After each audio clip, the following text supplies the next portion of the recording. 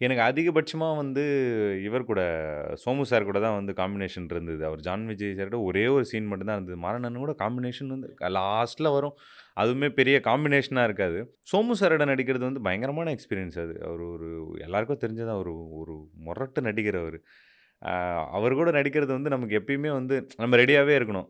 ஏன்னா, அந்த மாரி நடிகர்கள் வந்து அப்படியே ஸ்கிரிப்ட்ல இருக்கிறதுமே, இல்ல டைரக்டர் சொல்றதுமே அப்படி இல்லாம, புதுசா ஒண்ணு ஆன் ஸ்பாட்குள்ள ஒண்ணு கொண்டு வருவாங்க. அதுக்கு நீங்க ரெடியா இருந்து அத ரிசீவ் பண்ணிக்கிட்டீங்கன்னா, நீங்களும் நல்லா நடிக்கிற மாரி தெரியும்.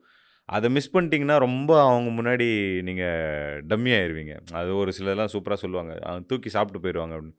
அந்த கேப் தான் அந்த அவங்க சஞ்சனா, அவங்க குரு சார்லாம் வந்து ஒரு கேப் விட்டீங்கன்னா, நம்ப அங்க அந்த சீன்ல இருக்கிறதே நமக்கு தெரியாது. ஸோ, நம்ம ரொம்ப கான்ஷியஸா இருக்கணும்.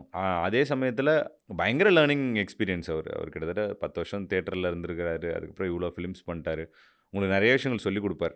ஆக்டிங்ல என்னென்னலாம் பண்ணணும்? எப்படிலாம் இது பண்ணணும்? அதான் ஒரு நெறைய இன்டர்வியூஸ்ல சொல்லியிருந்தேன். கிளிசரின் எப்படி வைக்கிறதுன்னு கூட அவ்வளோ அழகா சொல்லிக் குடுப்பாரு. நல்லா இருந்தது.